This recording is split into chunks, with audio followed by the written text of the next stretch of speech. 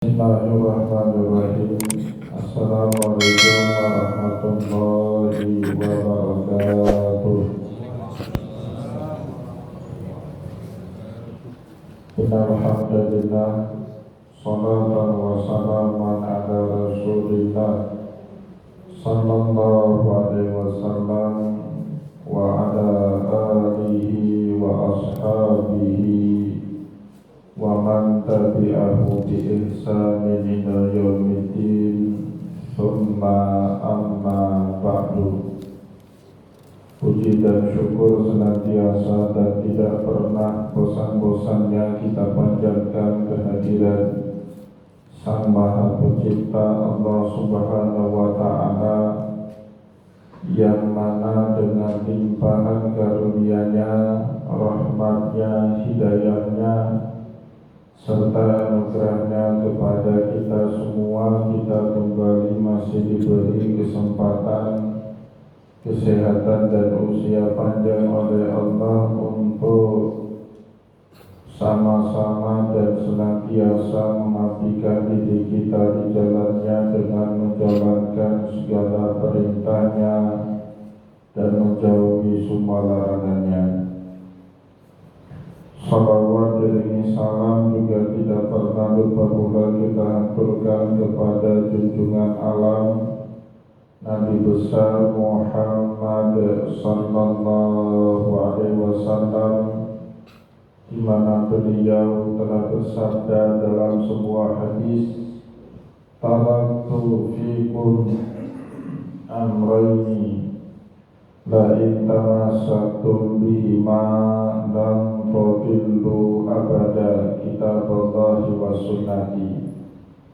Telah aku tinggalkan kepada kalian dua pusaka yang jika dipedomani keduanya, niscaya kalian tidak akan pernah tersesat selama-lamanya. Al-Quran, kitabnya Allah, dan hadis, sunnahnya Rasulullah sallallahu alaihi wasallam. Bapak-bapak, ibu-ibu, kaum muslimin dan muslimat jamaah sholat subuh yang diberkati dan dimuliakan oleh Allah, mari pada kesempatan subuh yang penuh dengan keberkahan ini, sambil kembali kita niat iktikaf di rumah Allah, mari sama-sama kita kembali melanjutkan pengajian hadis kita dengan kitab Riyadhus Shalihin karya Imam An-Nawawi rahimahullahu ta'ala anhu. Dan insyaallah pada kesempatan subuh kali ini kita kembali akan melanjutkan bacaan hadis kita, masih pada bab yang pertama, babul ikhlasi wa ihdarin niyah fi jami'il a'mali wal aqwali wal ahwalil barizati wal khafiyah. Bab wajibnya kita menghadirkan ikhlas dan niat dalam semua amal, ucapan dan keadaan kita, baik keadaan yang terlihat ataupun keadaan batin yang tidak terlihat oleh orang. Bapak-bapak, ibu-ibu, kaum muslimin dan muslimat jamaah sholat subuh yang dimuliakan oleh Allah, insyaallah pada kesempatan subuh kali ini kita akan kembali membaca hadis yang ke-13 di dalam bab yang pertama, di mana hadis ke-13 ini diriwayatkan kepada kita oleh sahabat Nabi Abu Musa Abdullah bin Qais Al-Ash'ari radhiyallahu anhu, atau yang lebih kita kenal dengan nama Abu Musa Al-Ash'ari. Abu Musa itu kunyahnya beliau, Al-Ash'ari suku dari mana beliau berasal, salah satu suku asli penduduk Madinah, Al-Ash'ari. Jadi beliau termasuk sahabat Ansar, Sedangkan nama beliau sendiri adalah Abdullah, putranya Qais. Maka Bapak Ibu yang dimuliakan oleh Allah, nama lengkap beliau Abu Musa Abdullah bin Qais al-Ash'ari, yang lebih kita kenal dengan nama Abu Musa al-Ash'ari radhiyallahu anhu. Bapak-bapak, ibu-ibu yang dimuliakan oleh Allah, sahabat ini termasuk sahabat yang usianya di atas Rasulullah. Jadi beliau berusia lebih tua 2-3 tahun dari Rasulullah, dan beliau termasuk sahabat yang dianugerahi oleh Allah Subhanahu wa Ta'ala dengan suara yang merdu. Kalau Rasulullah SAW kepingin mendengar bacaan Al-Quran, salah satu sahabat yang sering diminta oleh Nabi untuk membacakan Al-Quran di depan Nabi adalah sahabat Abu Musa al-Ash'ari. Sampai beliau pernah sangat suka dengan Nabi, dan beliau berkata kepada Rasulullah, "Ya Rasulullah, kaifa aqra'u 'alaika wal Qur'ana unzila 'alaika?" Bagaimana caranya ya Rasulullah saya membaca Al-Quran di hadapanmu, sedangkan Al-Quran ini sendiri turunnya bukan kepada saya, tetapi diturunkan oleh Allah langsung kepada diri dan jiwanya Rasulullah.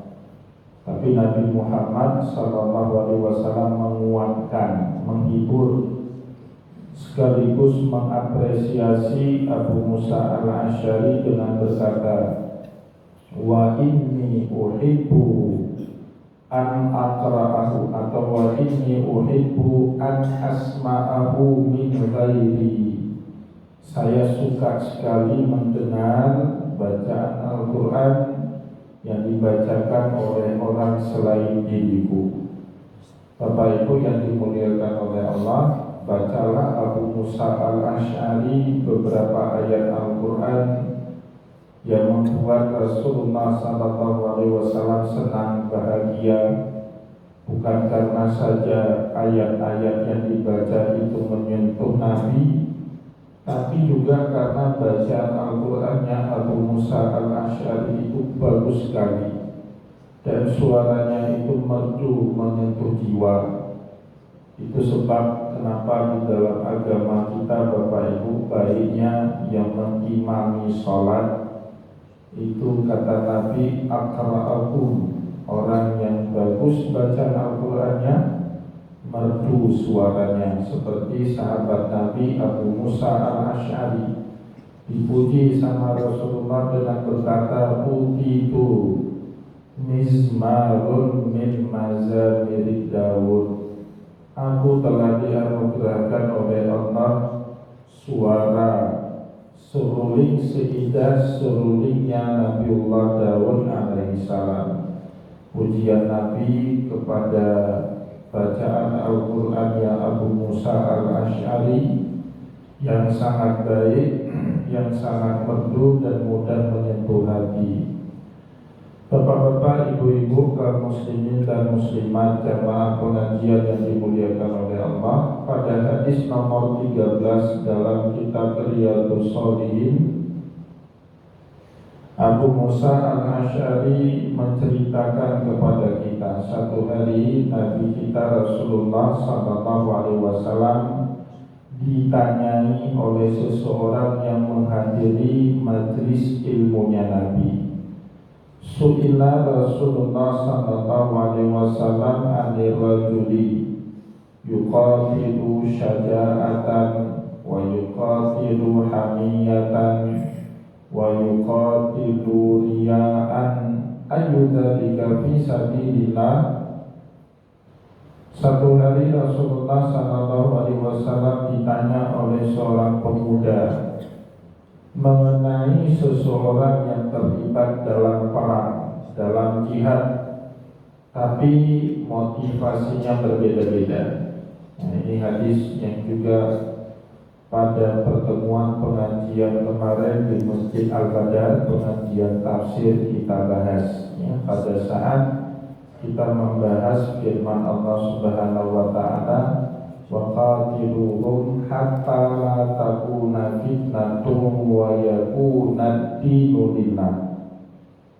Surat Al-Baqarah ayat 193. Perintah Allah kepada kita kaum muslimin, wa qatiluhum, perangilah orang-orang kafir, orang-orang musyrik yang memusuhi dan memerangi kalian. Bukan semua orang kafir boleh diperangi, dan juga tidak semua orang musyrik boleh dibunuh. Siapa kafir dan musyrik yang diperangi?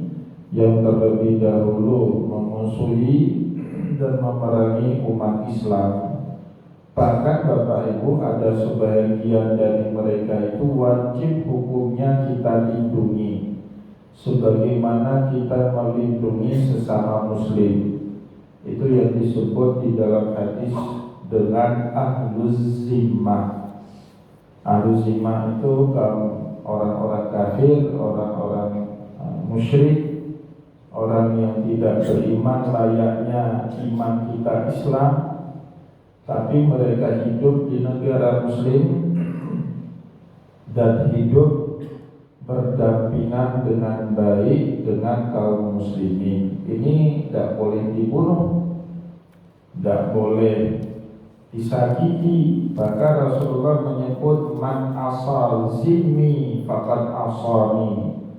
Barang siapa yang menyakiti kaum zimmi, orang-orang non-muslim yang hidup berdampingan dengan kaum muslimin, berarti dia telah menyakiti aku, kata Rasulullah. Nah, kita sakiti zimmi sama dengan menyakiti Rasulullah sallallahu alaihi wasallam. Wajib dijaga, harus kita rawat hubungan dengan mereka.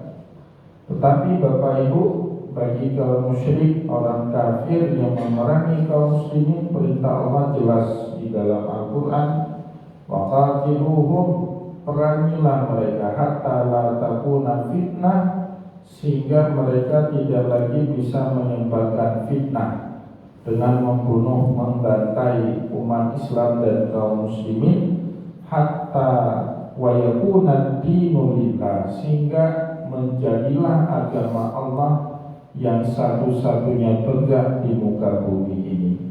Nah, kemudian Imam Ibnu Katsir mengutipkan juga hadis yang sama dengan bahasan hadis kita pada kesempatan subuh ini.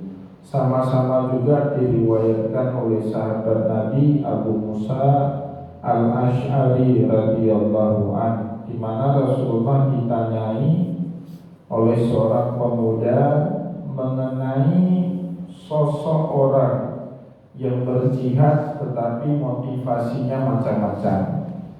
Su'ila Rasulullah sallallahu alaihi wasallam anil rajuli, ditanyai Nabi Muhammad Rasulullah sallallahu alaihi wasallam mengenai sosok orang yuqatilu syaja'atan, jihadnya, perangnya itu karena ingin menampakkan kegagahannya, kehebatannya, kesaktiannya. Nah, dulu orang Arab suka pamer kebolehannya itu di medan laga, di medan perang. Jadi kalau mau hebat bukan tanpa ada ring tanding, ring tandingnya itu ya perang. Jadi mereka gunakan media jihadnya Nabi untuk unjuk kegagahan. Sehingga Rasulullah ditanya, apakah orang seperti ini bisa dikatakan jihad fisabilillah ya Rasulullah? Padahal ke situ niatnya untuk gagah-gagahan, pamer kekuatan, ya. Wa yuqatilu hamiyah. Ada juga orang yang ikut dalam barisan Nabi bukan untuk di kalimatillahi hiyal ulia, bukan untuk menegakkan panji agama Allah, tapi hamiyah. Hamiyah itu Bapak Ibu kesukuan, kekelompokannya. Itu salah satu tradisi orang Arab. Ya.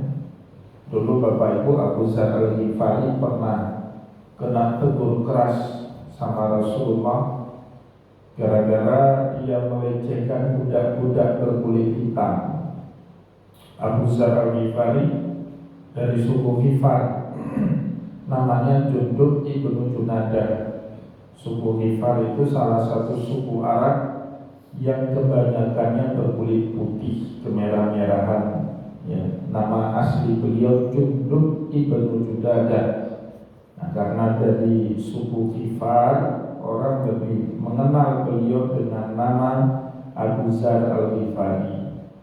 Bapak Ibu yang dimuliakan oleh Allah, hardikan Abu Dzar kepada budak-budak berkulit hitam didengar sama Nabi. Kebetulan ada Nabi di situ. Dipanggil Abu Dzar sama Rasulullah. Apa kemudian kata Nabi kepada Abu Dzar? Ya Aba Dzardin, innaka mru'un fika syai'un minal hamiyatil jahiliyah. Abu Dzar, di dalam dirimu itu masih ada keakuan Arab jahiliyah. Merasa diri dan kelompoknya yang berwarna kulit putih lebih hebat daripada mereka yang berkulit hitam. Ini bapak-bapak yang kulitnya sama kayak saya hafal baik-baik hadis ini.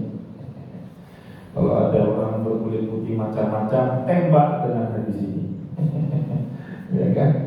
Nah, jadi Islam mengubah itu, ya, bukan karena warna kulit, bukan karena kelompok. Kalau kita orang Aceh mungkin gak relevan dengan warna kulit, karena banyak orang Aceh hitam-hitam. Biasanya apa relevannya? Awak belandi selawah, kamu awak sodok. Nah itu hamiyah namanya Bapak Ibu, ya. Hamiyah itu merasa kagum bangga dengan kelompoknya sendiri. Padahal kalau Islam sama Islam gak boleh itu yang menjadi kebanggaan. Yang jadi kebanggaan kalau sesama Islam tarungnya itu di mana? Dalam kebaikan, dalam ketakwaan, ya kan? Inna akramakum indallahi atqakum. Kalaupun mau dikatakan bertaruh, berlomba-lomba ya dalam kebaikan, dalam kesolehan, dalam ketakwaan, kita harus iri hati. Iri hati dalam makna yang baik. Kalau lihat orang lain lebih banyak amal solehnya daripada diri kita, itu perlombaan yang baik, yang sehat antara seseorang muslim. Maka Bapak Ibu yang dimuliakan oleh Allah, saat ada orang yang bertanya kepada Nabi, anil rajuli yuqatilu syaja'atan, ada orang yang ikut-ikut dalam barisan perang Nabi untuk pamer kekuatan, kayak kita misalnya, tantang. Orang Aceh kan tantang gak? Tuang dengan pedil suara kemarin. Wah, bukan lagi, makin merapat dengan aparat. Ya, emang hebat. Hebat-hebat orang Papua nggak ada yang berani nurunin bendera merah putih di 17 Agustus lagi. Garuda lagi. Itu. Tapi harus ada yang ngarahin itu, Pak. Kehebatan keberanian orang Aceh itu memang bukan saya. Kalau saya akui kan jeruk makan jeruk. Dia di Belanda kan, Pak, ya? Belanda ngaku itu sakit kepala Belanda. Banyak habis uang Belanda itu. Dan sebab dia menyerang dengan Jepang, Bapak Ibu, 1942 atau 1943 kan masuk Jepang ke kita itu. Sebabnya salah satunya Belanda melemah karena terlalu lama perang dengan orang Aceh, 40 tahun lebih perang. Ada perang selama itu, Pak. Perang di Penogoro, katanya sebelum itu perang paling lama di tanah Jawa itu perang di Penogoro. Berapa lama Pak perang Penogoro? 3 tahun. Ya, Pangeran di Penogoro yang ditangkap dibuang ke sana, ke Makassar. Ya, maka kuburan beliau itu kan di Makassar sana. Tapi perang Aceh itu 40 tahun. 40 tahun itu kita punya anak, Pak, udah segede saya. Apa betul itu? Gak habis pikir orang Belanda itu. beberapa jenderal besarnya kan mati, mati di Aceh. Nah, itu Bapak Ibu bagus berani itu, tapi harus ada yang ngarahin, ya kan? Keberanian itu salah satu sifat baik sebenarnya, tapi berupa tempat. Kalau enggak tempatnya salah, itu akhirnya jadi konyol. Saya khawatirnya yang kemarin nurunin bendera, injak-injak lambang Garuda kemarin 17 Agustus kemarin atau hari ini mungkin ikut juga pawai. Khawatirnya gitu, moga-moga ikut juga lomba makan kerupuk, tarik tambang, atau naik manjat pinang, ya kan? 15-nya turun Garuda, injak-injak Garuda, injak-injak merah putih. Tapi 18 Agustusnya ikut tarik tambang, itu kan nggak lucu kali. Bapak Ibu yang dimuliakan oleh Allah, ditanya juga Nabi Muhammad yuqatilu hamiyah, karena kekaguman diri terhadap kelompok, ya, atau yuqatilu riya'an, atau karena memerah perang ikut dalam barisan perang Nabi karena dia ingin dapat nama baik, ingin dikenang sebagai pahlawan, ingin pamer dan unjuk kekuatan. Ayu dzalika fi sabilillah ya Rasulullah, di mana di antara mereka ini yang benar-benar jihadnya fi sabilillah wahai Rasulullah? Faqala Rasulullah sallallahu alaihi wasallam, maka Rasulullah sallallahu alaihi wasallam pun menjawab, bukan ketiga-tiganya. Yang benar-benar mendapatkan pahala syahid fi sabilillah, yang ikut di dalam barisan perangnya Nabi, man qatala litakuna kalimatullahi hiyal ulya fahuwa fi sabilillah. Barang siapa yang ikut berperang bersamaku di dalam barisan perangku dengan niat dan tujuan menegakkan panji agama Allah yang maha tinggi, fahuwa fi sabilillah, dialah yang mendapatkan pahala syahid fi sabilillah. Bapak Ibu yang dimuliakan oleh Allah, itu yang kemarin kita bahas, ya. Di dalam syariat kita ada yang disebut dengan maqasidus syariah. Tujuan kenapa Allah Subhanahu wa taala menurunkan syariat ini kepada kita umat. Apakah syariat ini diturunkan tanpa tujuan atau dia punya tujuan tertentu? Para ulama sepakat, Bapak Ibu, tidak mungkin Allah begitu konyol turunkan aturan syariat tidak ada tujuan sama sekali, tidak mungkin. Manusia aja melakukan satu perbuatan, mengucapkan satu kalimat ada tujuannya. Bagaimana Allah yang punya syariat maha mulia tidak ada tujuan? Tanpa tujuan, ada tujuan. Tujuan itulah yang disebut oleh para ulama dengan maqasidus syariah. Ada 5 tujuan utama Allah Subhanahu wa taala menurunkan syariat kepada kita. Menjaga agama, hifduddin, menjaga jiwa sehingga orang tak boleh sembarangan bunuh orang lain, hifdun nafsi, hifdul irdi, menjaga kemuliaan, hifdul aqli, menjaga akal, hifdun nasal, menjaga keturunan, maka diharapkan kita berzina. Dari 5 tujuan itu, Bapak Ibu, yang paling tinggi, yang lebih mulia dari semuanya, dari tujuan yang lain itu adalah menjaga kelestarian agama, hifduddin. Padahal manusia, Bapak Ibu, dalam kehidupan kita kesampingkan dulu agama. Tanpa agama kita hidup, tanpa agama lahir. Yang paling berharga dalam kehidupan kita manusia apa? Nyawa, Bapak. Tidak ada yang lebih berharga daripada nyawa. Hari ini kita ditipu orang, semua harta kita habis. Asal kita masih hidup, nyawa masih di kandung badan, harta itu besok masih bisa kita cari. Bapak Ibu yang dimuliakan oleh Allah, istri kita mati, anak-anak kita juga mati semua. Asal kita masih hidup, kita masih bisa cari pasangan hidup, kawin, dan masih bisa punya keturunan. Asal kita masih bernyawa. Maka dalam Islam, Bapak Ibu, harus ada satu alasan yang lebih luhur, yang lebih berharga daripada nyawa, sehingga manusia patut mengorbankan nyawa yang satu-satunya dia miliki. Apa itu yang lebih berharga daripada nyawa? Harta? Tentu enggak. Keluarga? Tentu enggak, Pak. Mana ada orang kalau mati ibunya ikut masuk ke liang kubur bersama ibunya? Enggak ada, Pak. Apa yang lebih berharga daripada nyawa? Agama. Maka Islam enggak boleh melarang kita mengorbankan nyawa yang sangat berharga bagi kita dalam kehidupan untuk sesuatu tujuan yang lebih rendah daripada nyawa itu sendiri. Sebab harta, sebab keluarga, sebab tahta, nggak boleh itu dijadikan nyawa, Bapak. Sebab kebanggaan kepada kelompok, kepada suku, apalagi karena politik, itu konyol. Saya sedih dengar kemarin itu ada korban nyawa, kan sepele sekali harga nyawa manusia ya. Kalau bocor kepala, luka-luka apa boleh buat ya. Dalam kerumunan Bapak Ibu nggak ada rumus, itu nggak ada yang bisa mengendalikan massa dalam jumlah yang banyak kan. Tapi kalau sampai merenggang nyawa gara-gara sebab bendera, itu menurut saya rendah sekali. Nggak ada harga nyawa kita orang Aceh itu.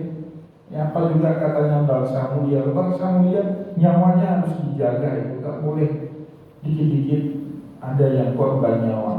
Satu-satunya yang boleh kita mengorbankan nyawa kalau tujuannya adalah diiklani kalimatillah, untuk menegakkan panji agama Allah. Itu hidup mulia, itulah penerapan Budik Sari mati syahid. Kita hidup mulia atau pilih mati syahid kalau tujuannya untuk menegakkan kalimat Allah. Jadi itu satu-satunya alasan Bapak Ibu bagi kita orang beriman, harus mau berkorban nyawa itu demi menegakkan kalimat Allah yang maha tinggi. Maka Rasulullah Sallallahu Alaihi Wasallam di dalam hadis tadi mengatakan, niat jangan pernah salah.